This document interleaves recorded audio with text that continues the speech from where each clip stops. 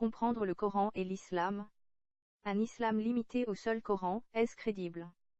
À la fin de la dernière vidéo présentant l'histoire réelle du Coran, invitation avait été faite à vos questions, que vous pouvez envoyer directement à l'adresse électronique, comprendre le Coran en un mot, @laposte.net. Toute question requiert une réponse. C'est ainsi qu'est apparue cette question. Un islam limité au seul Coran, est-ce crédible? Pour comprendre cette question, il faut percevoir, aujourd'hui en islam, une véritable guerre civile entre deux factions extrêmes, les terroristes d'un côté, soit l'islam des ténèbres, et ceux qui refusent le mélange entre religion et la société, soit l'islam des Lumières. Selon le docteur en islamologie et lui-même musulman, Michael Privot, l'islam des Lumières n'est pas une doctrine précise, mais une appellation qui recouvre un très grand nombre d'approches très variées, parfois très contradictoires, mais qui ont toutes en commun de considérer que la tradition islamique majoritaire s'est ossifiée et en vient à produire essentiellement de l'obscurantisme plutôt que la lumière que cette belle religion qu'est l'islam devrait apporter. En ce 22 mars, jour de commémoration, notre invité est un philosophe, écrivain, islamologue. Rachid Benzine ne cesse d'interpeller notre société, nos religions, la jeunesse. Il est votre invité, Thomas Gadisseux. Bonjour Rachid Benzine. Bonjour. Depuis cette vague d'attentats en France, en Belgique, vous ne cessez d'interpeller dans les écoles, dans les universités. Alors, est-ce que notre réaction face à cette vague d'attentats, elle est appropriée selon vous? Il est très difficile de pouvoir répondre en si peu de temps parce que finalement aujourd'hui c'est un phénomène nouveau dans nos sociétés européennes et que la seule réponse qui semble sur laquelle on s'est mis d'accord, c'est cette idée de la sécurité.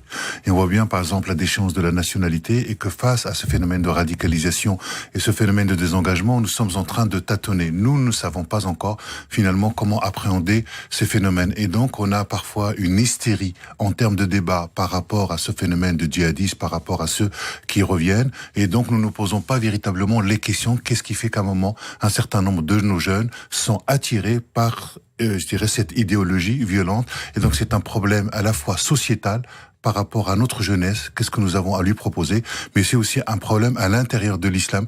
Qu'est-ce qui fait que les textes religieux soient mobilisés de cette manière-là, de manière meurtrière? Vous dites qu'il est temps de nettoyer l'imaginaire islamique. Oui, vous avez des réponses justement à vos questions? Je pense que face à une idéologie violente, ça sert à rien, d'avoir une lecture religieuse des textes. Ce que je pense, c'est qu'il faut avoir une lecture historique des textes. C'est-à-dire qu'il ne s'agit pas de dire, voilà, il y a un islam de paix ou un islam de violence. Ça, pour moi, ça reste des incantations. Par contre, ce qu'il faut faire, c'est essayer justement de sortir de cette histoire mythique, de cette histoire fantasmée, de cette histoire que convoque un certain nombre de djihadistes ou fondamentalistes, d'un passé qui n'a jamais été celui qu'ils sont en train de raconter. C'est une fiction.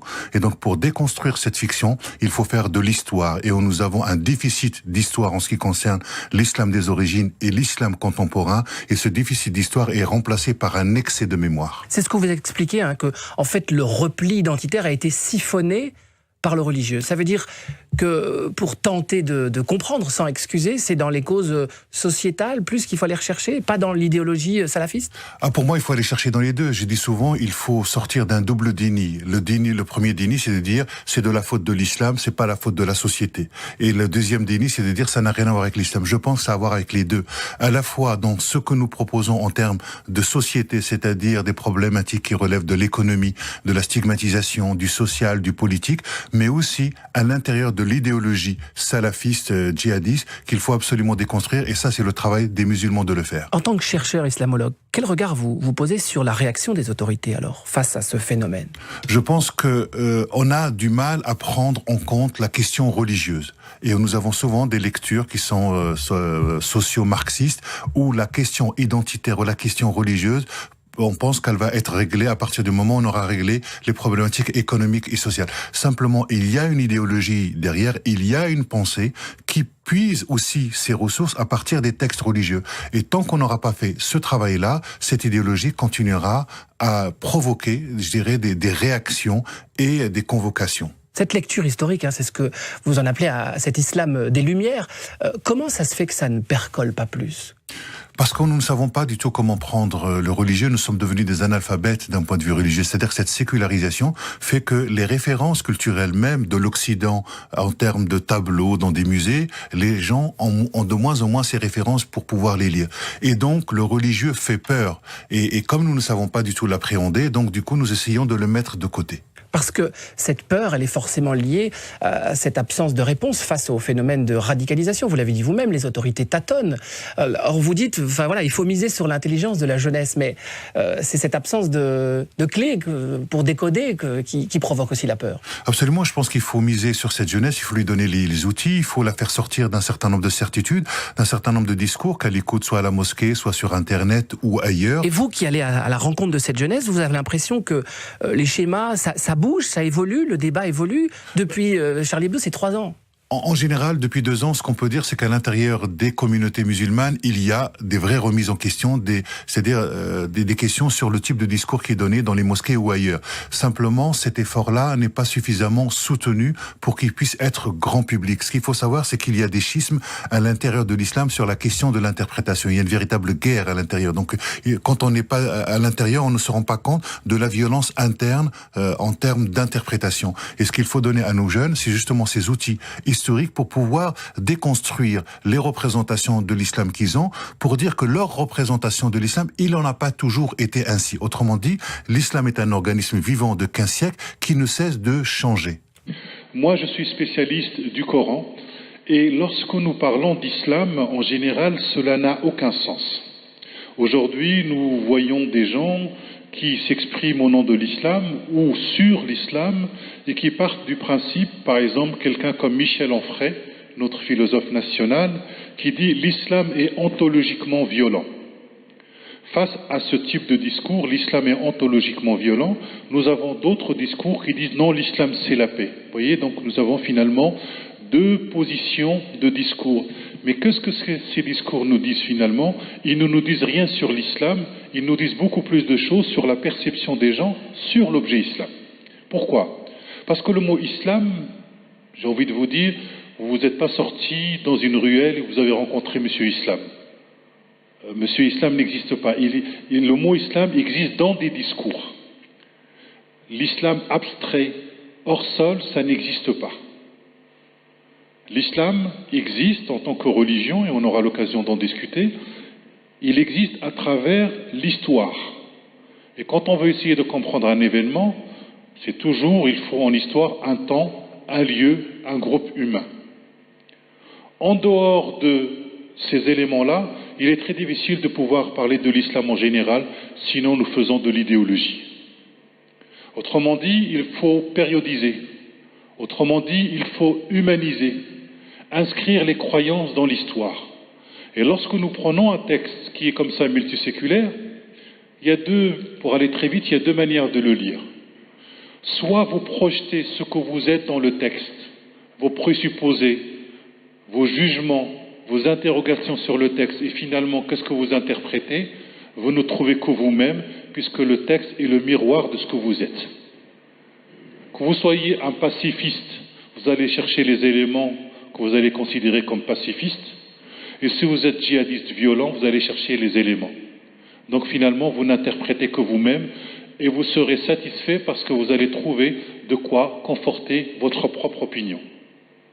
Puis il y a je dirais, un deuxième type de lecture. C'est celui qui part du principe que ce texte, il est multiséculaire, qu'il a 15 siècles d'histoire, et que si j'ai envie de l'étudier, il faut que je puisse l'inscrire dans le temps. Je peux très bien y dire aujourd'hui quelle est la lecture du Coran des musulmans ou des gens aujourd'hui de Dinan au XXIe siècle. Ça, on pourrait le faire. Mais comme on a un texte multiséculaire, il faut prendre de la distance et essayer de se dire finalement, ce texte-là, cette parole, parce que c'est d'abord une parole qui va devenir un texte, qu'est-ce qu'elle a pu signifier au 7e siècle? Pourquoi? Parce que d'abord le Coran parle d'une société qui n'est pas la nôtre, parle d'une géographie qui n'est pas la nôtre, parle à des gens qui ne sont pas nous. Donc il faut faire très attention de ne pas m'identifier directement à ceux dont parle le texte.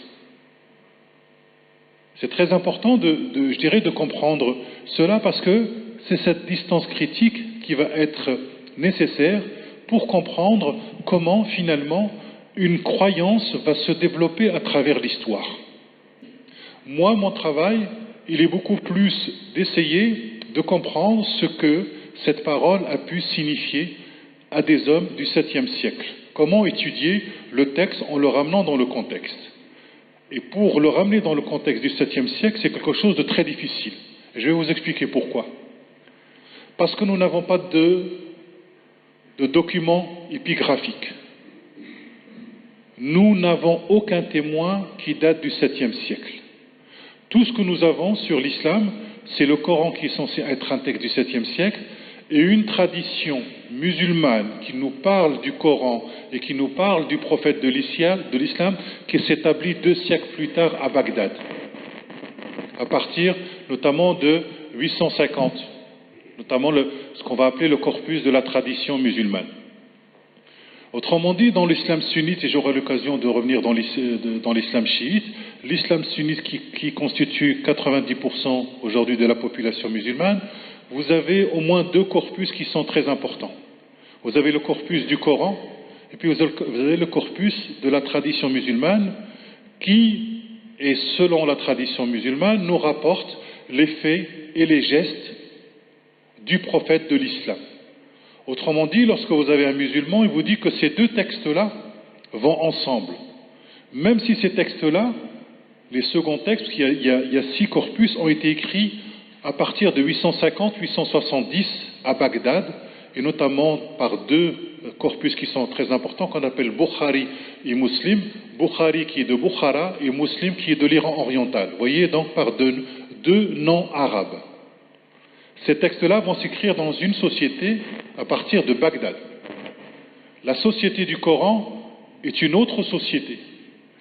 Et le problème, c'est lorsque vous faites de l'histoire, c'est que vous ne devez pas mélanger les 2 corpus, même si la dogmatique musulmane les mélange. Parce que si vous lisez le Coran, c'est un discours. Et il n'est pas comme dans la Bible, vous n'avez pas l'idée de la Genèse, vous n'avez pas l'idée d'un récit.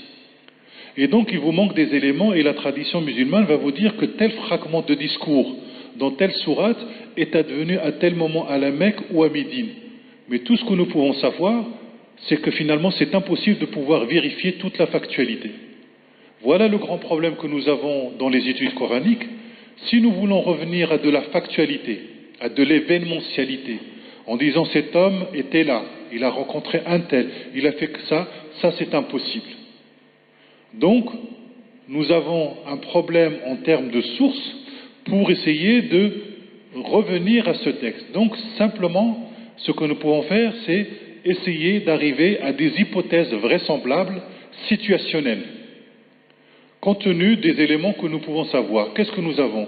Nous avons la langue, qui est très importante. Nous avons notamment la poésie pré-islamique, qui nous renseigne beaucoup sur les mœurs. Nous avons la société, et on aura l'occasion, je dirais, d'en parler. Et puis nous avons la géographie. Ce que l'on peut dire, c'est que je vous disais tout à l'heure, c'est très important de faire de l'histoire, et j'ai l'habitude de dire, faute d'histoire, on se raconte des histoires et ça finit par faire des histoires. Pourquoi? Parce que sinon, les imaginaires, les gens fantasment, que l'on soit musulman ou pas, on fantasme sur l'origine. On se projette tout de suite comme si finalement le Coran parle et je suis capable de comprendre. Simplement, ce qu'on n'oublie pas, ce qu'on oublie, c'est que chaque société va construire son mode de croire. Chaque société a ses modalités de croire. On ne croit pas de la même manière dans la société du 7e siècle de Mohammed que dans la société des Abbassides à partir de la fin du 8e siècle et du 9e siècle.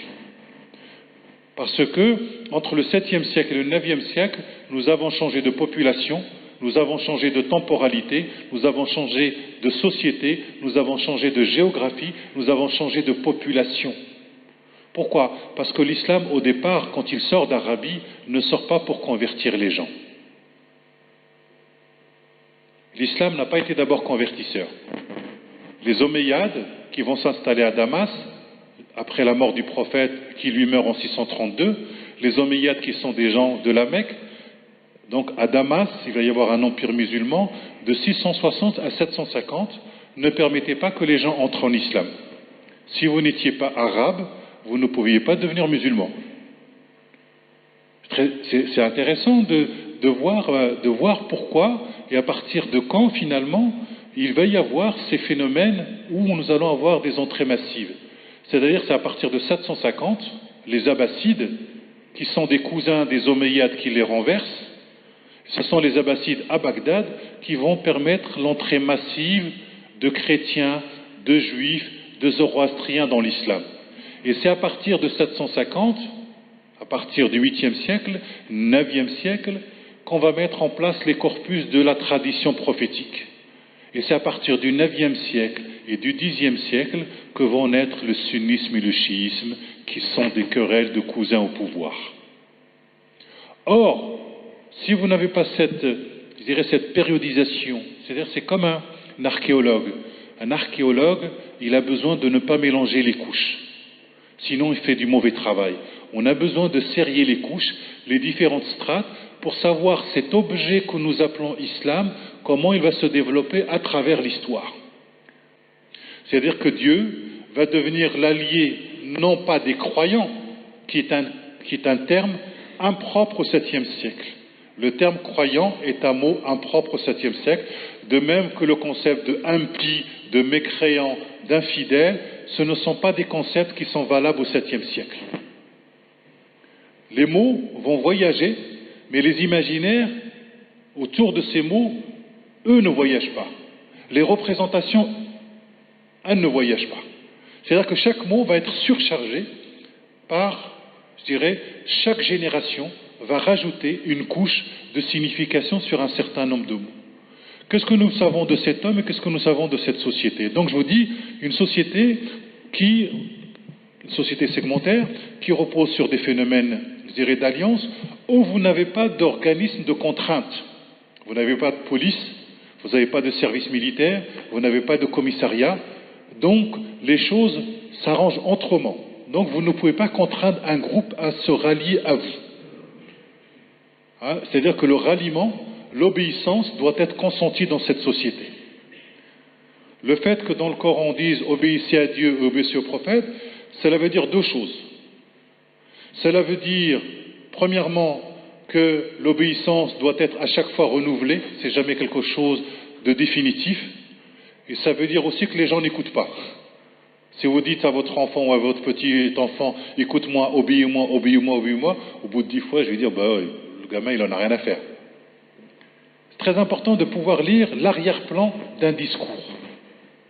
C'est pour ça que le Coran ne reprend pas ce récit de Moïse à travers, ce buisson ardent. C'est-à-dire que chaque élément doit être acclimaté en fonction des contraintes locales. C'est pour ça que le paradis coranique, c'est un paradis où il n'y a pas de soleil.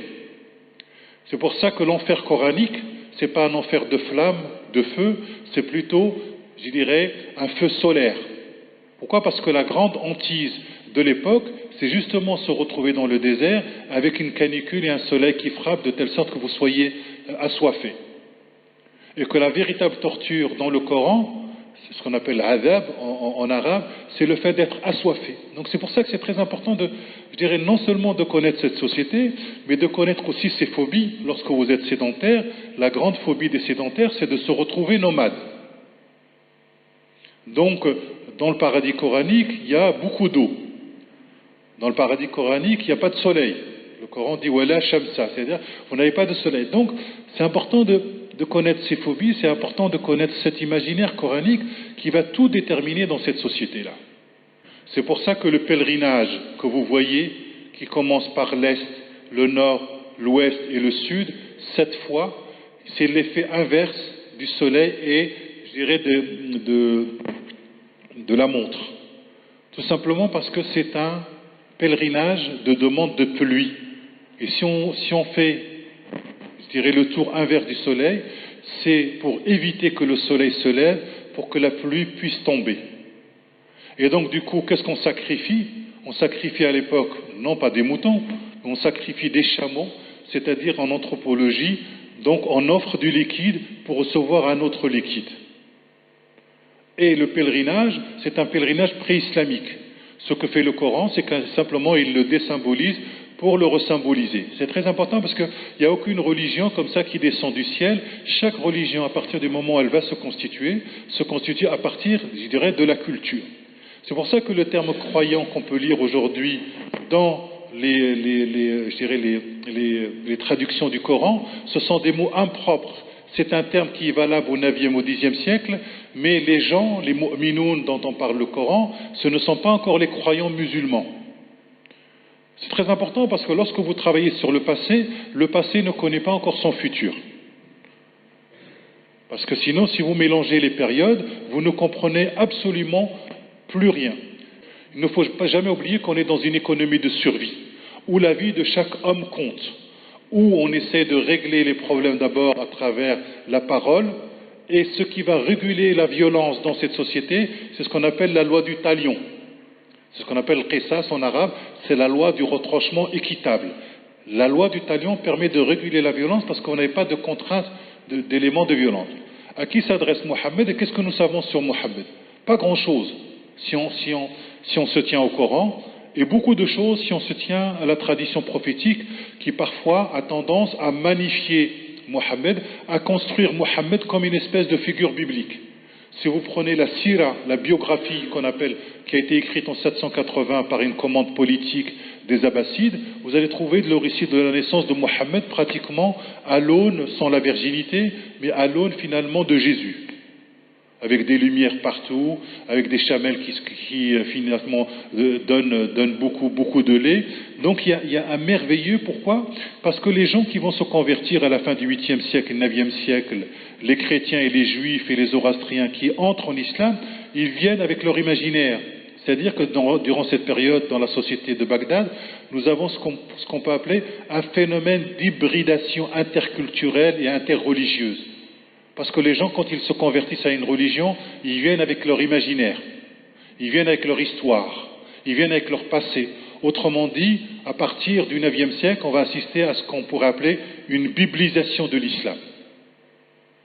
On va faire rentrer plein de choses qui n'étaient absolument pas possibles au 7e siècle et qui vont devenir possibles au 9e siècle, et j'aurai l'occasion d'en parler, notamment au niveau de la lapidation. Qu'est-ce que nous connaissons sur cet homme? Je ne dis pas grand-chose. On n'est même pas sûr de son nom.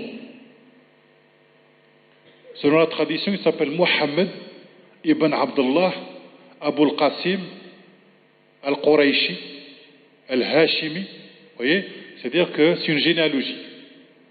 Mohammed, c'est un adjectif qualificatif. Ça veut dire celui qui est loué. Mohammed ibn Abdullah, c'est-à-dire soit serviteur, soit esclave de Dieu, Allah. Vous voyez, ça me paraît être un nom trop annonciateur. Et beaucoup d'historiens disent que c'est certainement un surnom. La langue arabe est liée véritablement au paysage. C'est-à-dire que plus vous avez des contraintes de vie qui sont très difficiles, plus la langue est concrète. Donc c'est pour ça que lorsqu'on travaille sur le Coran, il faut revenir à la langue et quelque chose de très concret sur le terrain pour ne pas essayer d'imaginer de la métaphysique ou de l'absolu avant l'heure. Autrement dit, cette idée du Coran créé ou incréé, c'est-à-dire de la théologie, ça vient après. L'exégèse, ça vient après. La jurisprudence, le droit musulman, ce sont des inventions tardives. Donc vous ne pouvez pas faire dépendre un texte de quelque chose qui vient après. Lorsque Mohammed est en train de parler, il n'y a pas de théologien, il n'y a pas d'exégète, il n'y a pas de juriste. Son seul horizon, c'est l'horizon de sa société qui est composée de tribus.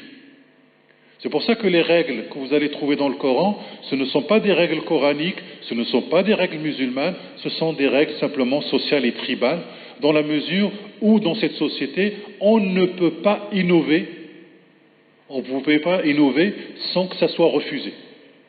Il faut partir de ce principe-là parce que tout ce qui est nouveau dans cette société est considéré comme dangereux. Durant toute la période mécoise, Mohammed n'est pas nommé comme envoyé de Dieu. Durant toute la période mécoise, le Coran ne nomme pas Mohammed en tant que prophète. Ces deux titres qualificatifs, il va les recevoir à Médine, à 400 km. C'est-à-dire qu'il y a un moment, l'imaginaire n'est plus le même. C'est-à-dire que lorsque, par exemple, je vous donne simplement un exemple. Lorsque je parle avec mes étudiants, que je forme à Bruxelles ou ailleurs, sur, par exemple, la notion de la révélation. Sur la notion de la révélation, vous avez l'idée que dans la tradition musulmane, on vous dit que le prophète de l'islam à l'âge de 40 ans reçoit une révélation dans la grotte de Hira par l'ange Gabriel et ça dure pendant 23 ans. C'est ce qu'on nous enseigne, etc. Quand j'analyse le Coran d'un point de vue historique et anthropologique, et assez chronologique d'ailleurs, je leur montre que la figure de l'ange Gabriel n'apparaît pas dès le début du phénomène révélatoire, je ne dis pas révélation, du phénomène révélatoire. Et que si je dois parler de la figure de l'ange Gabriel, elle apparaît 3 fois à la fin de la période médinoise. Historiquement, si vous avez un laps de temps sur 23 ans et que l'ange Gabriel apparaît simplement à la 20e année, historiquement, vous n'avez pas le droit de, ce serait un contresens, ce serait faire preuve d'anachronisme, de le mettre dès les débuts.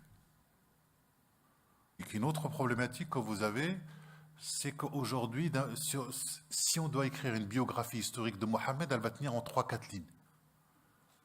On n'a pas d'éléments suffisamment, je dirais, documentés pour pouvoir écrire cette histoire-là. Or, tout le mouvement salafiste que nous voyons aujourd'hui s'appuie sur la tradition prophétique, comme ce que raconte la tradition, c'était des faits d'histoire avérés. Or, entre le Coran et la tradition prophétique, il y a des écarts de signification qui sont impensables. Par exemple, la question de la lapidation, vous ne la trouvez pas dans le Coran, vous allez la trouver dans la tradition prophétique. Simplement parce que dans le Coran, c'est impossible dans la société du 7e siècle. Parce que même ceux qui ont fauté d'un point de vue adultère, le Coran dit qu'ils reçoivent 100 coups de fouet chacun et on les marie ensemble. Oui, parce qu'on est dans une économie de survie où la vie de chaque homme compte, la vie de chaque femme compte. Donc on n'est pas dans l'idéologie, on est dans le pragmatisme, je dirais, le plus complet. Autrement dit, vous avez ce qu'on pourrait appeler l'imaginaire arabe et coranique, auquel vont se mettre en place des imaginaires islamiques au fur et à mesure dans les sociétés. Et donc il faut traverser complètement ces imaginaires islamiques pour essayer de saisir le Coran dans sa société. Autrement dit, vous le lisez à travers des lunettes du 8e, du 9e siècle, du 10e siècle, qui sont tout autant pertinentes, mais ce sont des lectures du 8e, 9e et 10e siècle. Ce ne sont pas des lectures du 7e siècle. Donc c'est-à-dire qu'il y a des couches de sédimentation.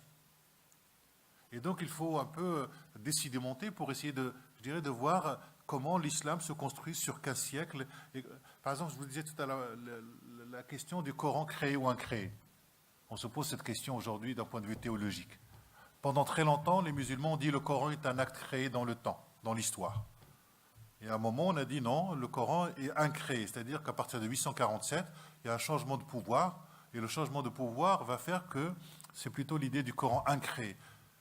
D'où ça vient cette problématique? Ce sont les chrétiens qui demandent au 8e et au 9e siècle aux musulmans de rendre compte de la révélation et de la prophétie.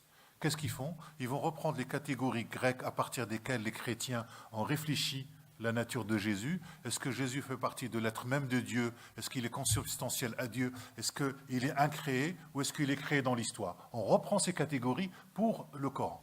Et on fait dépendre le Coran de ces catégories-là d'un texte qui, lui, date du 7e siècle. Et quand vous faites de l'histoire et de l'anthropologie, une parole même sacrée ne change pas une réalité d'une société. Il y a une continuité sociologique, il y a une continuité anthropologique, il y a une continuité historique, il n'y a pas de rupture. La rupture n'est pas entre la société pré-islamique et l'islam qui va se développer dans la société de Mohammed. La rupture va être entre l'islam de Mohammed dont je vais vous parler et l'islam qui va s'inventer après, celui qu'on appelle l'islam de l'Empire. C'est là où il va y avoir une véritable rupture de représentation, d'imaginaire et de manière de croire. Parce que l'islam au 7e siècle, ce n'est pas encore une religion. Le mot islam fait partie des mots d'alliance. C'est le fait de mettre sa vie sous la sauvegarde d'un protecteur. Ça n'a rien à voir avec l'idée d'une soumission, parce qu'on est dans une société segmentaire où il n'y a pas d'organisme de contrainte, donc il n'y a pas de soumission. La seule soumission que vous devez avoir, c'est le fils vis-à-vis du père. C'est la seule. Vous voyez, donc traduire le mot islam par soumission au 7e siècle n'a pas de sens. Il aura un sens beaucoup plus tard lorsqu'on sera dans une société hiérarchisée. Donc ce sont des règles sociales où il est très difficile de pouvoir interdire quelque chose qui n'a pas été interdit. On n'interdit qu'à partir du moment où des choses ont été déjà interdites. Par exemple, vous avez une interdiction du porc dans la société à Médine. C'est simplement une espèce de conformité avec les autres monothéismes, dans la mesure où, à Médine, on n'est pas dans une culture porcine. Donc on ne voit pas très bien pourquoi il y a une interdiction, mais ça ne coûte rien. Par contre, le vin, le Coran ne peut pas l'interdire. Il peut déconseiller parce qu'il est créateur de troubles. C'est très important, il crée des troubles. Et donc, du coup, il s'agit de garder le bien vivre ensemble. Et il dit, le Coran dit simplement, fajtanibou, éloignez-vous-en. Pourquoi? Parce qu'il est capable de créer des problèmes alors que Mohammed cherche à organiser une société. Mais il ne peut pas l'interdire. Vous voyez, ça, ce sont des éléments. Le Coran ne peut interdire que si cela fait partie de ce qu'on appelle le ma'arouf, c'est-à-dire ce qui est connu, ce qui est reconnu. Il ne faut pas oublier, vous avez beaucoup de passages où les gens refusent d'aller au combat, pour plusieurs choses. Vous êtes dans une économie de survie. Si vous partez au combat, vous risquez de mourir. Et si vous venez à mourir, vous venez à affaiblir votre clan.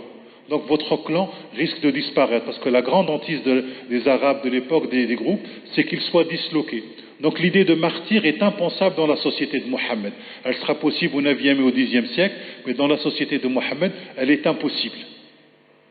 L'idée de la lapidation, elle est impossible. Elle sera possible au 9e et au 10e siècle dans les écrits. Ça ne veut pas pour autant dire qu'on passe à l'acte. Vous voyez, donc, c'est-à-dire que le Coran est finalement dans des phénomènes de contre-crainte, et le terme jihad qu'on utilise souvent, il y a deux versets où on parle, le jihad, d'abord, c'est pas le Coran qui l'invente, hein. C'est un terme pré-islamique. C'est important de bien pouvoir le comprendre. Ça vient de la racine jahada, qui veut dire faire tous ses efforts en vue d'obtenir un résultat. C'est ça au départ. Ensuite, vous avez durant toute la période mécoise, vous avez deux versets où vous avez des parents qui font le jihad contre leurs enfants. C'est-à-dire qu'ils empêchent leurs enfants de rejoindre Mohammed. Ils font un effort. Et à la période médinoise, on entend souvent « Jahidu fi sabilillah », c'est-à-dire « faites un effort dans la voie de Dieu ». Hein, donc le mot jihad ne relève pas d'un champ sémantique d'abord qui relève du combat. Voilà ce que permet cette société. Et pourquoi à chaque fois vous avez jahidu fi sabilillah, c'est parce que tout repose sur le volontariat dans cette société. Le problème n'est pas tellement sur le Coran, le problème il est beaucoup plus sur les textes seconds, ce qu'on appelle les six corpus de la tradition prophétique, qui eux vont être élaborés, je dirais, au 9e siècle, à partir de 850, en disant que quelqu'un en 850 par exemple a entendu un tel qui lui a dit, qu'il aurait entendu le prophète dire ça. Vous voyez, donc c'est plutôt ce phénomène-là, et on se rend compte que ces textes-là reflètent beaucoup plus l'état de société du 9e siècle, où vous avez des nouveaux convertis qui ont besoin de choses pratiques. Les théologiens du 9e siècle, qu'on appelle les Mu'tazila, les rationalistes, refusaient d'utiliser la tradition prophétique, parce qu'ils étaient dans des concepts grecs. Pour eux, ils pouvaient faire de l'exégèse juste comme ça, ils n'avaient pas besoin finalement de tous ces éléments pratiques. Et ce sont les convertis qui vont justement ériger la figure de Mohammed en tant que figure idéale à suivre. Pourquoi? Parce qu'à côté, il y a l'autre famille du prophète qui, elle, se réclame de Ali. Vous voyez, donc le chiisme est en train de naître, et le sunnisme est une réaction finalement à ce chiisme. C'est pour ça que le sunnisme et le chiisme sont des émanations tardives du 9e et du 10e siècle, alors que dans la plupart des manuels, on vous dit que le sunnisme et le chiisme sont des émanations juste après la mort du prophète, sur l'idée de à qui revient le pouvoir et des familles qui se seraient entre-déchirées. C'est beaucoup plus compliqué que cela. Et l'histoire permet, comme un accordéon, de déplier complètement cette histoire pour l'humaniser et l'inscrire dans l'histoire. Simplement, aujourd'hui, dans le monde musulman, il y a une implosion de l'instance de l'autorité. Donc, par exemple, l'université d'Al-Azhar peut parler, c'est rarement qu'elle est écoutée. Vous voyez, donc on est plutôt dans des nationalismes d'États musulmans où chacun essaye de tirer, par exemple le roi du Maroc qui est considéré comme un commandeur des croyants, qui a aussi une légitimité, la Mecque et Médine qui ont une légitimité, ailleurs. Vous voyez, donc c'est beaucoup plus compliqué que cela. Ce qui fait que aujourd'hui les jeunes bricolent. Ils vont sur ce qu'on appelle le cher Google et ils bricolent leur identité religieuse. Et donc on est dans du fast-food religieux. Et là où il y avait une épaisseur historique, même dans une culture orale, nous ne l'avons plus. Et donc cet islam traditionnel malheureusement est en train de disparaître au profit d'un islam qui est beaucoup plus identitaire. Et c'est normal puisque l'Arabie Saoudite pendant 40 ans a versé des milliards et des milliards pour imposer son type d'islam. Vous voyez, dans une société, on dit que même si on arrive à prouver qu'il y a eu adultère, il y a 100 coups de fouet, mais qu'une fois qu'on a fait ça, on les marie ensemble. C'est très intéressant. Non, c'est très intéressant de voir que finalement on les marie. Ça veut dire quoi? Ça veut dire que dans cette société, on ne cherche pas à tuer les gens. Or, dans le hadith, vous allez trouver justement cette idée de la lapidation. D'où elle vient? Elle nous vient de la tradition biblique qui passe dans le Coran, qui passe plutôt dans le hadith. Pourquoi? Parce qu'on est dans une société d'hybridation interculturelle et que beaucoup d'anciens textes passent là. Je vais vous donner un autre exemple. Un autre exemple qui fait que dans le Coran, on dit que les gens s'allient à Mohammed et sortent, notamment les Bédouins, qui sont considérés comme des gens versatiles. Et les Bédouins, pour le Coran, dès qu'ils voient une menace, sortent de l'alliance qu'ils font avec Mohammed parce que l'intérêt du groupe, de leur groupe, est beaucoup plus important que l'alliance qu'ils ont fait avec Mohammed. Ça, c'est toujours d'abord les nôtres. Et le Coran leur dit arrêtez d'entrer et de sortir. Et il leur dit la chose suivante, mais puisque vous continuez, vous allez être punis dans l'au-delà. C'est-à-dire que Mohammed ne peut absolument rien contre eux quand ils se désallient, quand ils sortent de l'alliance. Dans le hadith, vous allez trouver celui qui change de religion, tuez-le. Vous voyez? Comme quoi Mohammed l'aurait dit. Or, vous voyez d'abord que le mode de religion n'est pas du tout le même dans le hadith que dans le Coran. Et vous voyez que l'application n'est absolument pas la même. Simplement, ceux qui sortent de l'alliance, c'est Dieu qui s'en occupe dans l'au-delà, parce qu'aucun homme ne peut punir un autre homme dans la société de Mohammed, alors que dans le hadith, ce sont des hommes qui punissent d'autres hommes. Vous voyez, donc c'est ça qui va vous permettre, la lecture anthropologique vous permet ça. Pour résumer la position de Rachid Benzine, sa recherche est un croisement, une vérification d'une possible corrélation entre l'anthropologie et l'histoire. Ce que la tradition musulmane raconte au sujet du prophète est-il susceptible de correspondre à la sociologie et aux conditions de l'époque? Sa réponse est clairement non. Les ajouts à la religion correspondent aux circonstances et volontés contemporaines de ces ajouts. Il est ainsi impossible qu'il y ait eu des conflits basés sur la religion ou non, là où la lutte pour la survie contre les éléments naturels est le fait quotidien. De surcroît, l'affirmation anachronique d'un Coran éternel et tombé du ciel ne correspond en rien à ce texte. Son origine est dès lors bien humaine. Sans utiliser l'anthropologie, mais par des moyens historico-critiques, par un rétablissement de la chronologie réelle de l'histoire de l'islam et de l'Arabie entre les années 600 et 900, nous étions arrivés exactement à la même conclusion. La tradition musulmane avait pour objet des faits politiques de l'Empire abbasside, à partir du IXe siècle. Michael Privot le confirme. Selon mon avis, le Coran n'est pas un message divin au sens de parole divine. C'est un livre qui, comme les autres, Torah, Évangile, Bhagavad Gita, contient quelques joyaux, probablement inspirés, tandis que le reste, c'est de la broderie. Le Coran n'est donc pas falsifié, mais bien sa compréhension, sa nature et son origine dictée par la tradition musulmane. Entre de telles perceptions et l'histoire recomposée dans les chapitres 1 à 6 des vidéos de comprendre le Coran, le constat est donc commun. La tradition musulmane n'explique pas le Coran, et est donc fausse car réalisée de mauvaise foi. Son qualificatif de religieux devient inapproprié. Ceux qui, pour diverses raisons, pensent de même pourraient d'ailleurs se poser la question, mais alors, à quoi correspond la qualification de bon modèle dans le Coran pour le prophète de l'islam? Dès lors, un problème surgit, la méthode de travail de Rachid Benzine pose tout autant question. S'il rejette la tradition musulmane, pourquoi crée-t-il une démonstration argumentée entièrement sur celle-ci? En effet, au cœur de son raisonnement se trouve l'affirmation d'un prophète ayant vécu jusqu'à 622 à la Mecque, et jusqu'à sa mort en 632 à Médine. Michael Privot détaille sa perception des faits. En ce qui me concerne, je ne m'inscris pas dans l'école hypercritique qui va jusqu'à mettre en question l'existence historique de l'homme Muhammad, je pense que ça en fait trop, vraiment trop. Mais plus je travaille, plus je suis convaincu qu'il a dû rajouter de lui-même certaines couches et je pense pouvoir également soutenir cette hypothèse.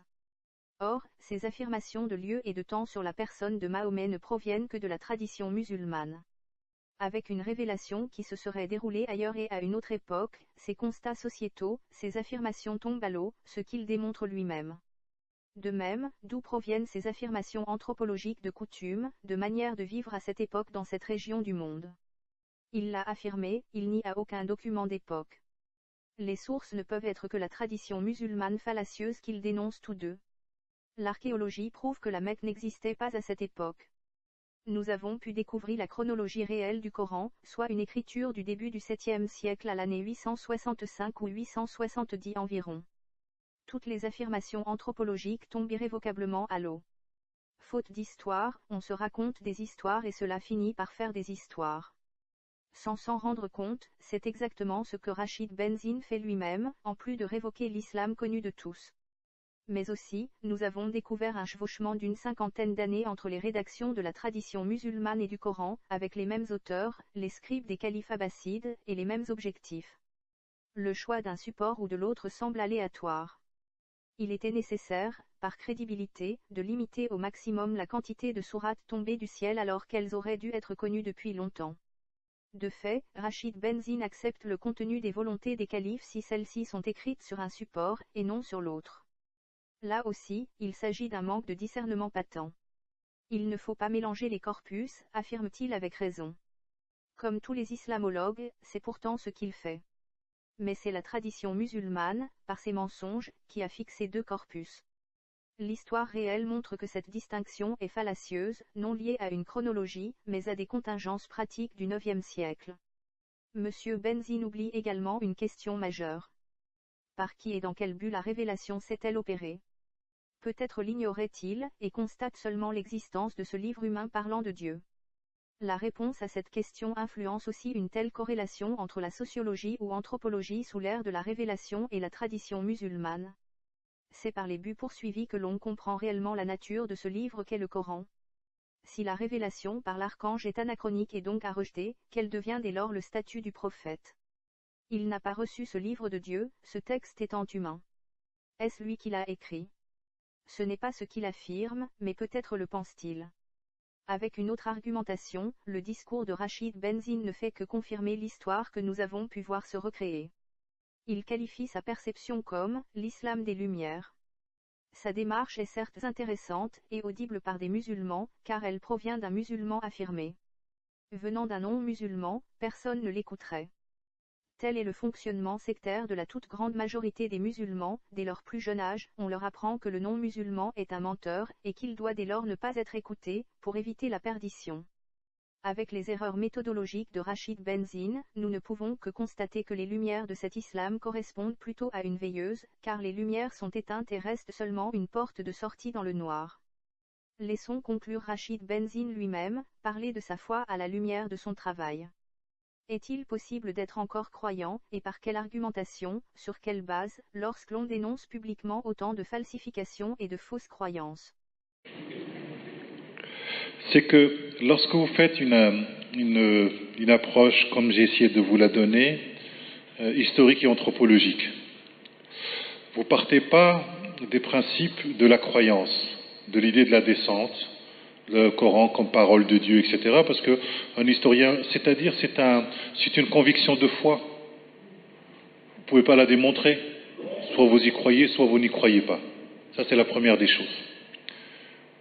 Et le Coran, quand il dit Tanzil min Rabbil Alamin, c'est-à-dire, le Coran va se servir d'une métaphore, parce que Tanzil, la descente, c'est aussi la descente de la pluie fine en période de canicule. Vous voyez, ça c'est une image. Le Coran descend, comme la pluie. Et cette pluie qui descend dans le Coran, il a une très très belle image. Il dit que c'est la pluie qui descend sur la terre. Et il dit, tu vois la terre grossir, être fécondée comme un ventre, etc. Donc il y a plein de métaphores qui sont très parlantes dans la société du 7e siècle. Si vous ne comprenez pas ce langage-là, vous allez prendre ça de manière mécanique. Ça c'est la première des choses. Le tanzil, la descente, C'est l'idée d'abord de la descente de la pluie fine en période de canicule, et le Coran reprend cet élément pour dire que la révélation que reçoit cet homme est comme une bénédiction pour les hommes, puisque la grande bénédiction pour cette société-là, c'est d'avoir de la pluie. Nous voici parvenus au terme de cet ouvrage. J'ai voulu qu'il soit une sorte de conversation. Ces questions sont pour beaucoup celles-là même que lorsque j'avais 15 ou 16 ans, je me posais et auxquelles j'aurais alors aimé recevoir des réponses argumentées. Ce sont les mêmes questions que ces dernières années j'ai entendues de la part de mes étudiants, en France, en Belgique ou au Maroc, et je les retrouve encore à la fin de mes conférences. Souvent, mes auditeurs et interlocuteurs osent une interrogation supplémentaire, qui les taraude. Avec tout ce que vous dites, êtes-vous toujours croyant ? Je comprends que ce type d'approche puisse déstabiliser et faire violence à certains. Désorienté, je l'ai été moi-même quand j'ai commencé à travailler sur le Coran. Mais l'être de foi, tout comme l'homme ou la femme de science, ont en commun la recherche d'une vérité ou d'une réalité. Et sur leur chemin, l'humilité, la sincérité et la rigueur sont les meilleurs guides. Qu'il me soit permis à cet égard de partager avec mes lecteurs un souvenir. Lorsque j'ai découvert et appliqué l'analyse du discours et des structures coraniques, j'ai éprouvé tellement de réticence et de crainte que j'en tremblais parfois.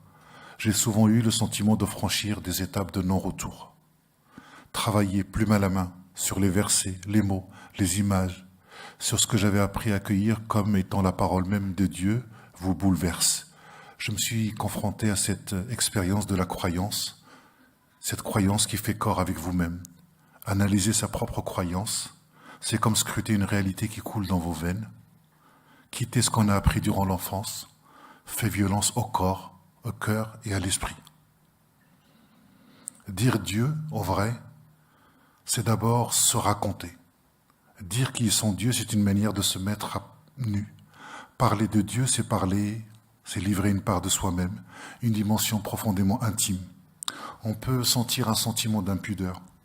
C'est l'une des raisons pour lesquelles il est si difficile pour le croyant d'accepter la critique, car celle-ci risque de le déstabiliser dans ce qu'il y a de plus personnel, de plus secret et de plus précieux pour lui, dans la compréhension qu'il a de lui-même, mais aussi dans son rapport au monde, dans son rapport aux autres. Pourtant, critiquer n'est pas un acte de déloyauté à l'égard du ou des religieux. C'est pas non plus un crime de lèse-majesté vis-à-vis des institutions, pas davantage un acte d'athéisme. Critiquer, ce n'est pas empêcher toute possibilité de participer et d'adhérer. On pourrait même soutenir le contraire. C'est précisément parce qu'il y a une place accordée à la critique que la participation peut devenir réelle.